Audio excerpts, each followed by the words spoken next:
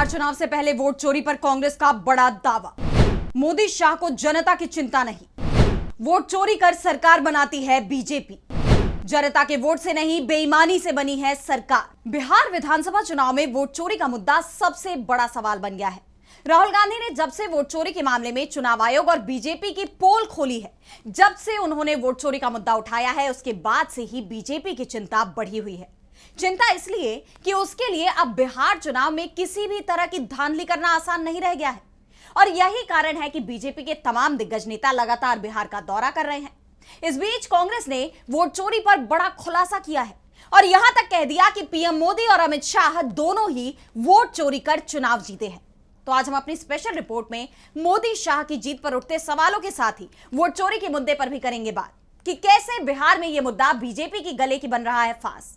नमस्कार, मैं आराधना। तो शुरू करते हैं हमारी एक खास रिपोर्ट। तो वोट चोरी को लेकर अब कांग्रेस ने बीजेपी और चुनाव आयोग पर शिकंजा कस दिया है। राहुल गांधी तो पहले ही कह चुके हैं कि जल्दी ही वो वोट चोरी पर हाइड्रोजन बम लेकर आ रहे हैं। इससे पहले वो एटम बम भी फोड़ चुके हैं और इसके अलावा एक और बड़ा धमाका किया था उन्होंने, जिसमें महाराष्ट्र से लेकर चुनाव तक वोट चोरी पर कई बड़े खुलासे सामने आए थे। और अब उनका यह हाइड्रोजन बम कहां फूटेगा, इस पर सवाल उठ रहे हैं, क्योंकि पहले कहा जा रहा था कि हरियाणा चुनाव को लेकर राहुल बड़ा खुलासा कर सकते हैं। फिर वाराणसी सीट पर पीएम मोदी की जीत को लेकर भी कहा गया कि इस पर राहुल चौंकाने वाले सबूत पेश कर सकते हैं। लेकिन अब बिहार कांग्रेस की तरफ से तो यहां तक कह दिया गया कि सिर्फ मोदी ही नहीं, बल्कि अमित शाह की जीत भी वोट चोरी के जरिए हासिल की गई थी। कांग्रेस के प्रदेश प्रभारी कृष्णा अल्लावारू ने क्या कहा है, पहले आप वो देखिए। मोदी जी उस विद्यार्थी की तरह हैं जो एग्जाम परीक्षा पढ़ लिख कर ज्ञान बढ़ाकर मार्क्स हासिल करने में विश्वास नहीं रखता। मोदी जी उस विद्यार्थी की तरह हैं जो कॉपी करता है, चीटिंग करता है, पेपर लीक करता है और एग्जाम पास करने का प्रयास करता है। मोदी जी और अमित शाह वोट चोरी करते हैं, चुनाव चोरी करते हैं, इसीलिए जनता के मुद्दों पे वो काम नहीं करते हैं। अल्लावारू ने साफ साफ कहा कि पीएम मोदी और गृह मंत्री अमित शाह दोनों ही वोट चोरी कर चुनाव जीते हैं और यही कारण है कि उन्हें जनता की चिंता नहीं है। जनता जब भी आवाज उठाती है कि डंडे के दम पर उसे दबा दिया जाता है। बिहार में एनडीए की सरकार है, यहां पर पेपर लीक होता है लेकिन इसकी कोई जांच नहीं कराई जाती। कांग्रेस के नेताओं का दावा है कि अगर पेपर लीक मामले की निष्पक्ष जांच कराई जाए तो जो पेपर लीक माफिया है उसके तार बीजेपी के नेताओं से जुड़े निकलेंगे। इससे पहले भी जब पेपर लीक का कोई मामला सामने आया है तो वो बीजेपी और उसके सहयोगी दलों की जिन राज्यों में सरकार है वहीं से सामने आता है, और यही कारण है कि पेपर लीक करने वाले माफिया पर कोई कार्रवाई नहीं होती। बिहार में इसे लेकर छात्र मांग करते हैं तो उनके ऊपर लाठी बरसाई जाती है, जैसा कि आपने भी देखा है कि कितनी बार छात्रों के प्रदर्शन को लाठियों के दम पर दबाया गया। ताकत के दम पर छात्रों की आवाज को दबाया जाता है। अब सबसे बड़ा सवाल तो यह है कि आखिर बीजेपी और एनडीए को इसकी हिम्मत कहां से आती है। कांग्रेस नेता ने कहा कि यह हिम्मत वोट चोरी करने से आती है।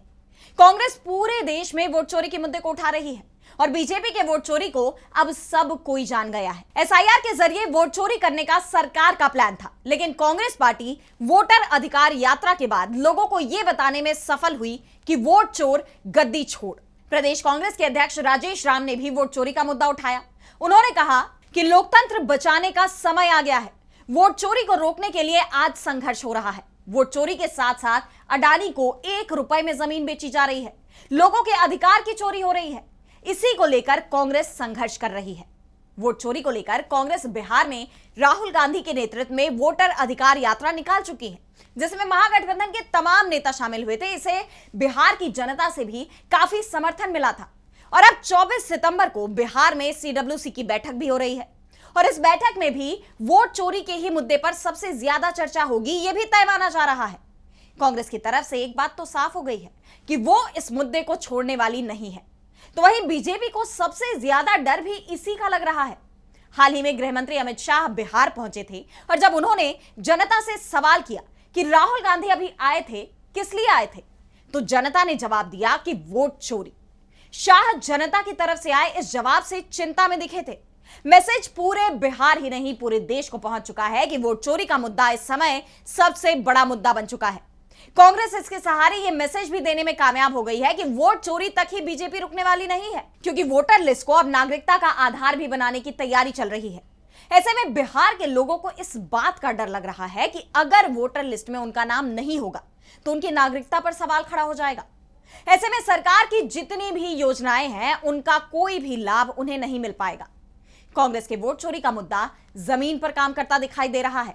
बीजेपी चिंता में है, उसके पास इस चिंता की वजह भी है। वो इस मुद्दे से लोगों का ध्यान भटकाने की कोशिश भी कर रही है। पीएम मोदी जीएसटी सुधार जैसे मुद्दे पर देश को संबोधित करते हैं, मुद्दों से भटकाने की कोशिश की जा रही है। लेकिन कांग्रेस वोट चोरी के मुद्दे से ध्यान हटाने को तैयार नहीं है, जिससे बीजेपी भी परेशान दिखाई दे रही है। वैसे वोट चोरी के अलावा बीजेपी की परेशानी का एक और कारण पटना में हो रही सीडब्ल्यूसी की बैठक को भी माना जा रहा है। जैसा कि आप जानते हैं कि पटना में सदाकत आश्रम में 24 सितंबर को सीडब्ल्यूसी की बैठक होनी है। सीडब्ल्यूसी की बैठक के एक सप्ताह बाद ही बिहार में विधानसभा चुनावों का ऐलान भी हो जाएगा। कांग्रेस नेताओं का कहना है कि सीडब्ल्यूसी की बैठक से बिहार में भी वैसा ही माहौल तैयार होगा जैसा कि तेलंगाना में देखा गया था। तेलंगाना में 2023 के विधानसभा चुनावों से पहले सीडब्ल्यूसी की बैठक हुई थी। पार्टी ने इस दौरान एक बड़ी रैली का भी आयोजन किया था, जिसे रोकने की कोशिश उस समय की बीआरएस सरकार की तरफ से की गई थी, लेकिन बीआरएस की कोशिशें फेल साबित हुई थी और कांग्रेस की रैली में 10 लाख से ज्यादा लोग शामिल हुए थे और इसका असर विधानसभा चुनाव में दिखाई दिया और तेलंगाना में पहली बार कांग्रेस ने बड़े बहुमत के साथ सरकार बनाई।